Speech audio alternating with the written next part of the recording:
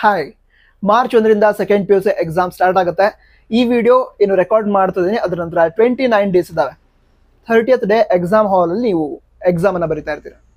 ಅದಕ್ಕೋಸ್ಕರ ಈಗೇನು ಟೈಮ್ ಇದೆ 29 ಡೇಸ್, ಅಥವಾ ನೀವು ಯಾವಾಗ ಈ ವಿಡಿಯೋ ನೋಡ್ತಿದ್ದೀರಾ ಆ ಟೈಮಲ್ಲಿ ಎಕ್ಸಾಮ್ ಪ್ರಿಪ್ರೇಷನ್ಗೆ ಸಂಬಂಧಂತೆ ವಿದ್ಯಾರ್ಥಿಗಳು ಕೆಲವು ಸ್ಟೆಪ್ಸನ್ನು ಫಾಲೋ ಮಾಡಿದರೆ ಎಕ್ಸಾಮ್ ತುಂಬ ಅಂದರೆ ತುಂಬ ಚೆನ್ನಾಗಾಗುತ್ತೆ. ಆ ಸ್ಟೆಪ್ಗಳು ಯಾವುದು ಅದನ್ನು ಈ ವಿಡಿಯೋದಲ್ಲಿ ಎಕ್ಸ್ಪ್ಲೇನ್ ಮಾಡ್ತಿದ್ದೀನಿ. ಓಕೆ, ನಂತರ ನೀವು ಯಾವಾಗ ಈ ವಿಡಿಯೋ ನೋಡ್ತಾ ಇದ್ದೀರಾ ಗೊತ್ತಿಲ್ಲ, ಅಕಸ್ಮಾತಾಗಿ ಈ ವಿಡಿಯೋದಲ್ಲಿ ಹೇಳ್ತಾ ಇರುವಂತಹ ಒಂದು 5 to 6 ಸ್ಟೆಪ್ಸಲ್ಲಿ ನೀವೊಂದು 3 ಸ್ಟೆಪ್ಸನ್ನು ಫಾಲೋ ಮಾಡ್ತಾ ಇದ್ರೆ ಯಾವಾಗಿನಿಂದ ನೋಡ್ತಿರೋ ಆವಾಗ ನಾನು ಹೇಳಿದಂತಹ ಬಾಕಿ ಸ್ಟೆಪ್ಸನ್ನು ಕೂಡ ಫಾಲೋ ಮಾಡೋದಕ್ಕೆ ಸ್ಟಾರ್ಟ್ ಮಾಡಿ. ಇದರಿಂದ ನಿಮ್ಮ ಪ್ರಿಪ್ರೇಷನ್ ಏನಿದೆ 2x 3x ಈ ರೀತಿ ಇಂಪ್ರೂವ್ ಆಗ್ತಾ ಹೋಗುತ್ತೆ. ಮೊದಲೇದಾಗಿ ಈಗ ಎಕ್ಸಾಮ್ ಟೈಮಲ್ಲಿ ಹಾಗೆ ಎಕ್ಸಾಮ್ ನಡೀತಾ ಇರಬೇಕಾದ್ರೂ ಕೂಡ ವಿದ್ಯಾರ್ಥಿಗಳ ಹೆಲ್ತ್ ತುಂಬ ಅಂದರೆ ತುಂಬ ಇಂಪಾರ್ಟೆಂಟ್. ಯಾಕಂತ ಹೇಳಿದ್ರೆ ನಿಮ್ಮ ಹೆಲ್ತ್ ಚೆನ್ನಾಗಿದ್ರೆ ನಿಮಗೆ ಸ್ಟಡಿ ಮಾಡೋದಕ್ಕೆ ಅದು ಸಪೋರ್ಟ್ ಮಾಡುತ್ತೆ. ಈಗ ಎಕ್ಸಾಂಪಲ್, ನೀವು ಡೈಲಿ ಒಂದು 10 hours ಓದ್ತಿದ್ದೀರಾ ಅಂತ ಅಂದ್ಕೊಳ್ಳಿ. ನಿಮ್ಮ ಹೆಲ್ತ್ ತುಂಬ ಚೆನ್ನಾಗಿದ್ರೆ ಆ 10 hours ಏನಿದೆ ಅದು ನೀವು ಅವಶ್ಯಕತೆ ಇತ್ತು ಅಂತ ಹೇಳಿದ್ರೆ 14 hours ಕೂಡ ಓದ್ಬೋದು. ಅದೇ ಹೆಲ್ತ್ ಕೈ ಕೊಡ್ತು ಅಂತ ಹೇಳಿದ್ರೆ ಆ 10 hours ಓದೋದಕ್ಕೂ ಆಗಲ್ಲ. ಅದಕ್ಕೋಸ್ಕರ ಈಗ ಎಕ್ಸಾಮ್ ಪ್ರಿಪ್ರೇಷನ್ ಈಗೇನು ಮಾಡ್ತಿದ್ರ ಈ ಟೈಮಲ್ಲಿ ಹಾಗೆ ಎಕ್ಸಾಮ್ ಸ್ಟಾರ್ಟ್ ಆದಮೇಲೆ ಎಕ್ಸಾಮ್ ಮುಗಿಯೋವರೆಗೂ ಕೂಡ ನಿಮ್ಮ ಹೆಲ್ತ್ ತುಂಬ ಅಂದರೆ ತುಂಬ ಇಂಪಾರ್ಟೆಂಟ್. ಅದಕ್ಕೋಸ್ಕರ prefer healthy food over tasty food. ಅಂತ ಹೆಲ್ದಿ ಫುಡ್ ಮನೆ ಊಟನೇ ಮಾಡಿ. ಓಕೆನಾ? ಈಗ ಕೆಲವರು ರೆಸಿಡೆನ್ಷಿಯಲ್ ಸ್ಕೂಲಲ್ಲಿದ್ದರೆ ಹೆಲ್ದಿ ಫುಡ್ ಏನು ಕೊಡ್ತಾರೆ ಅದನ್ನೇ ಕನ್ಸ್ಯೂಮ್ ಮಾಡಿ. ಓಕೆ, ಟೇಸ್ಟ್ಗೋಸ್ಕರ ಏನೋ ತಿಂದೆ ಹೆಲ್ತ್ ಹಾಳಾಗ್ಬಿಡ್ತು ಆ ರೀತಿ ಮಾಡೋದಕ್ಕೆ ಹೋಗ್ಬೇಡಿ.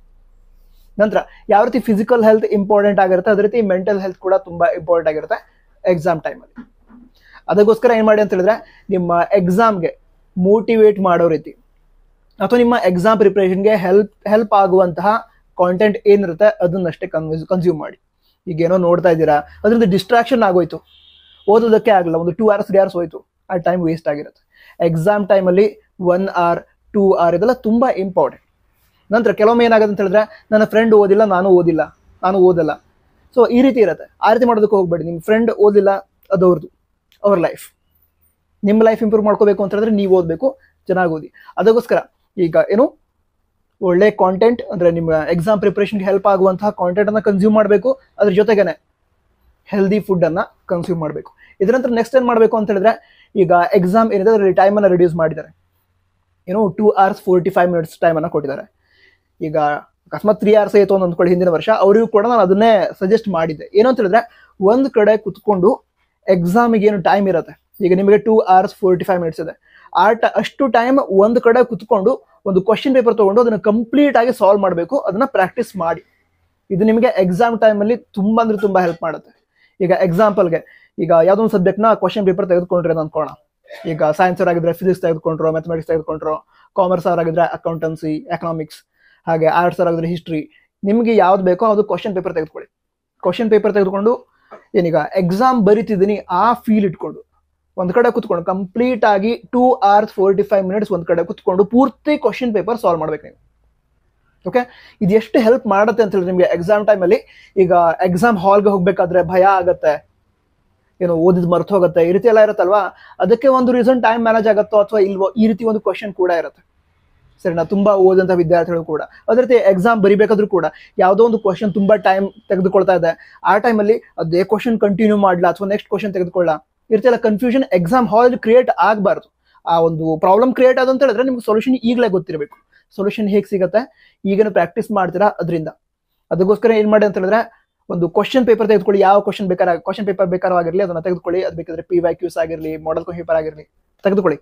2 hours 45 minutes ಒಂದು ಕಡೆ ಕುತ್ಕೊಂಡು ಕಂಪ್ಲೀಟ್ ಆಗಿ ಕ್ವಶನ್ ಪೇಪರ್ನ ಸಾಲ್ವ್ ಮಾಡಿ. ಇದು ನಿಮಗೆ ಎಕ್ಸಾಮಲ್ಲಿ ತುಂಬ ಹೆಲ್ಪ್ ಮಾಡುತ್ತೆ.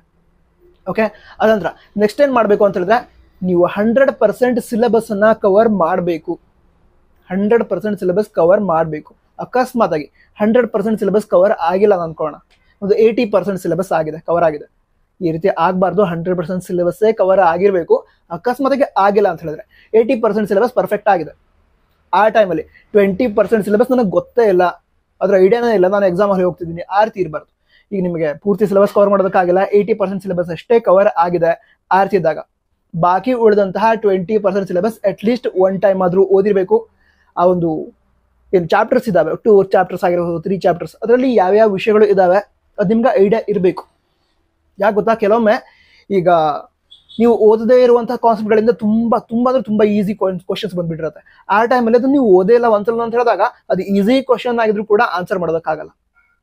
ಅದಕ್ಕೋಸ್ಕರ ಹೇಳ್ತಿರೋದು, ಈಗ 100% ಸಿಲೆಬಸ್ ಪರ್ಫೆಕ್ಟ್ ಆಗಿರಬೇಕು. ಅಕಸ್ಮಾತ್ಗೆ 100% ಸಿಲೆಬಸ್ ಪರ್ಫೆಕ್ಟ್ ಆಗಿಲ್ಲ, 80% ಆಗಿದೆ ಅಥವಾ 70% ಸಿಲೆಬಸ್ ಪರ್ಫೆಕ್ಟ್ ಆಗಿದೆ, ಆ ಟೈಮಲ್ಲಿ ಬಾಕಿ ಉಳಿದಂತಹ ಚಾಪ್ಟರ್ನ ಅಟ್ಲೀಸ್ಟ್ ಒನ್ ಟೈಮ್ ಆದ್ರೂ ಓದಿ ಅದರಲ್ಲಿ ಏನಿದೆ ಅದನ್ನ ತಿಳಿದುಕೊಂಡಿರಬೇಕು.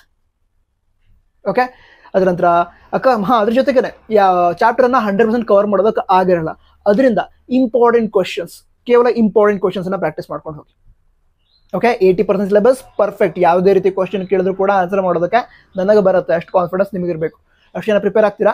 ಬಾಕಿ ಚಾಪ್ಟರ್ಸ್ ಕೂಡ ಕವರ್ ಆಗಿರಬೇಕು, 100% ಸಿಲೆಬಸ್ ಕವರ್ ಆಗಿರಬೇಕು. ಅಕಸ್ಮಾತ್ ಆಗದೆ ಇಲ್ಲ ಅಂತ ಹೇಳಿದ್ರೆ ಆ ಚಾಪ್ಟರ್ಗಳನ್ನು ಕೂಡ, ಅಂದ್ರೆ ಓದದೇ ಇರುವಂತಹ ಚಾಪ್ಟರ್ನು ಕೂಡ ಅಟ್ಲೀಸ್ಟ್ ಒನ್ ಟೈಮ್ ಓದಬೇಕು, ಅದರಲ್ಲಿರುವಂತಹ ಇಂಪಾರ್ಟೆಂಟ್ ಕ್ವಶನ್ಸ್ ಅನ್ನ ಪರ್ಫೆಕ್ಟ್ ಮಾಡ್ಕೋಬೇಕು. ಈ ರೀತಿ ಮಾಡ್ಕೊಂಡು ಹೋದ್ರೆ ಏನಾಗುತ್ತೆ ಅಂತ ಹೇಳಿದ್ರೆ ಎಕ್ಸಾಮ್ ಅಲ್ಲಿ ಒಳ್ಳೆ ಸ್ಕೋರ್ ಆಗುವಂತಹ ಚಾನ್ಸಸ್ ಜಾಸ್ತಿ ಇರುತ್ತೆ. ನಂತರ ಕೆಲವು ವಿದ್ಯಾರ್ಥಿಗಳಿಗೆ ಓದಿದ್ದು ಮರ್ತು ಹೋಗೋದಂತ ಇರುತ್ತೆ. ಇದು ಯಾಕಂತ ಹೇಳಿದ್ರೆ ಟೆನ್ಷನ್ ಇಂದ. ಓಕೆ, ತುಂಬಾ ವಿದ್ಯಾರ್ಥಿ ಹೇಳ್ತಾರೆ, ನಾನು ಎಕ್ಸಾಮ್ ಹಾಲಿಗೆ ಎಂಟರ್ ಆಗೋ ಮೊದಲು ನೆನಪಿರುತ್ತೆ ನನಗೆ, ಎಕ್ಸಾಮ್ ಹಾಲಿಗೆ ಎಂಟರ್ ಆದ ಕೂಡ ಎಲ್ಲ ಮರ್ತೋಯ್ತು, ಎಕ್ಸಾಮ್ ಹಾಲ್ ಹೊರಗಡೆ ಬಂದ ಕೂಡ ನೆನಪಿದೆ, ಬಟ್ ಎಕ್ಸಾಮ್ ಹಾಲಲ್ಲಿ ನೆನಪಾಗಿರಲ್ಲ. ರೀಸನ್ ಏನಂತಂದ್ರೆ ಟೆನ್ಷನ್ ಆಗಿರೋದು. ಅದಕ್ಕೋಸ್ಕರ ಈಗ ಹೇಳ್ದಲ್ವಾ ಕ್ವಶನ್ ಪೇಪರ್ ಸಾಲ್ವ್ ಮಾಡೋದು ಅಂತ, ಸಾಲ್ವ್ ಮಾಡಿ ಪ್ರಾಕ್ಟೀಸ್ ಮಾಡಿ, ಅಂದ್ರೆ ಸ್ವಲ್ಪ ಕಾನ್ಫಿಡೆನ್ಸ್ ಇಂಪ್ರೂವ್ ಆಗ್ತಾ ಹೋಗುತ್ತೆ. ಎಕ್ಸಾಮ್ ಹಾಲ್ ಹೋದಾಗ ಮೈಂಡ್ ಸ್ವಲ್ಪ ರಿಲ್ಯಾಕ್ಸ್ ಆಗುತ್ತೆ. ಅದ್ರ ಜೊತೆಗೇನೆ ಯಾವ್ಯಾವ ವಿದ್ಯಾರ್ಥಿಗಳಿಗೆ ಎಕ್ಸಾಮ್ ಹಾಲಲ್ಲಿ ಮರ್ತೋಗೋ ಒಂದು ಪ್ರಾಬ್ಲಮ್ ಇದೆ ಅಂತ ವಿದ್ಯಾರ್ಥಿಗಳು ಎಕ್ಸಾಮ್ ಹಾಲಿಗೆ ಎಂಟರ್ ಆದ ನಂತರ ಕ್ವಶನ್ ಪೇಪರ್ ಓದ್ಕೊಳ್ಳೋದ ಕೊಡ್ತಾರೆ, ನಿಮಗೆ 15 ಮಿನಿಟ್ಸ್ ಕೊಡ್ತಾರೆ. ಆ ಟೈಮಲ್ಲಿ ಕ್ವಶನ್ಸ್ ಅನ್ನ ಚೆನ್ನಾಗಿ ಓದಿ, ಅದರೊಳಗಡೆ ಎಷ್ಟು ಕ್ವಶನ್ಸ್ಗೆ ಆನ್ಸರ್ ಮಾಡೋದಕ್ಕೆ ಬರುತ್ತೆ ಅದನ್ನ ನೋಡಿ. ಓಕೆ, ಈ ರೀತಿ ಮಾಡ್ತಾ ಹೋದ್ರೆ ಏನಾಗುತ್ತೆ ಅಂತ ಹೇಳಿದ್ರೆ ಈ ಎಲ್ಲ ಕ್ವಶನ್ಗಳಿಗೆ ಆನ್ಸರ್ ಮಾಡೋದಕ್ಕೆ ಬರುತ್ತೆ ಅಂತ ಮನಸ್ಸಿಗೆ ಎಕ್ಸಾಮ್ ಹಾಲಲ್ಲಿ ಅನ್ಸಿದ್ರೆ ಮೈಂಡ್ ರಿಲ್ಯಾಕ್ಸ್ ಆಗುತ್ತೆ. ಮೈಂಡ್ ರಿಲ್ಯಾಕ್ಸ್ ಆಯ್ತು ಅಂತ ಹೇಳಿದ್ರೆ ನಿಮ್ಗೆ ನೆನಪಿ ಬರುತ್ತೆ. ಯಾಕಂದ್ರೆ ನಿಮ್ಗೆ ಎಕ್ಸಾಮ್ ಹಾಲಲ್ಲಿ ಮರ್ತು ಹೋಗೋ ಪ್ರಾಬ್ಲಮ್ ಆಗ್ತಿರೋದೆ ಟೆನ್ಷನ್ ಇಂದ. ಸೊ ಈಗ ಆನ್ಸರ್ ಮಾಡೋದಕ್ಕೆ ಬರುತ್ತೆ ಅನ್ನೋ ಕಾನ್ಫಿಡೆನ್ಸ್ ಬಂದು ಅಂತ ಹೇಳಿದ್ರೆ ಟೆನ್ಷನ್ ರಿಡ್ಯೂಸ್ ಆಗುತ್ತೆ.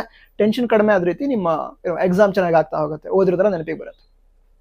ಓಕೆ, ನಂತರ ಈ ಟೈಮ್ ಇದೆ, ಇದು ತುಂಬಾ ಇಂಪಾರ್ಟೆಂಟ್. ಹೆಲ್ತ್ನ ಚೆನ್ನಾಗಿ ಇಟ್ಕೊಂಡು ಪ್ರಿಪ್ರೇಷನ್ ತುಂಬಾ ಚೆನ್ನಾಗಿ ಮಾಡ್ತಾ ಹೋಗಿ, ಎಕ್ಸಾಮ್ ಚೆನ್ನಾಗಿ ಆಗುತ್ತೆ. ನಂತರ ಬೇರೆ ಏನಾದರೂ ವಿಡಿಯೋಸ್ ಬೇಕಿದ್ರೆ ಕನ್ನಡ ಹೋಗಿ ತಿಳಿಸಿ. ನಂತರ ಎಕ್ಸಾಮ್ ಅಲ್ಲಿ ಎಷ್ಟು ಸ್ಕೋರ್ ಮಾಡ್ತೀರಾ ಅದನ್ನು ಕೂಡ ಕನ್ನಡ ಹೋಗಿ ತಿಳಿಸಿ. ನಂತರ ಅದನ್ನ ಅಚೀವ್ ಕೂಡ ಮಾಡ್ಬೇಕು. ಓಕೆ, ಅಂದ್ರೆ ಜಸ್ಟ್ ಹೇಳೋದಲ್ಲ, ಅಚೀವ್ ಮಾಡಬೇಕು. ಅಚೀವ್ ಮಾಡ್ತೀರಾ, ಅದಕ್ಕೋಸ್ಕರ ಎಷ್ಟು ಸ್ಕೋರ್ ಮಾಡಬೇಕು ಅಂತಿದ್ರೆ ಅದನ್ನ ಕನ್ನಡ ಹೋಗಿ ತಿಳಿಸಿ. ಆಲ್ ದ ಬೆಸ್ಟ್, ಎಕ್ಸಾಮ್ ಚೆನ್ನಾಗಿ ಆಗುತ್ತೆ. All the best. ಜೈ ಹಿಂದ್, ವಂದೇ ಮಾತರಂ.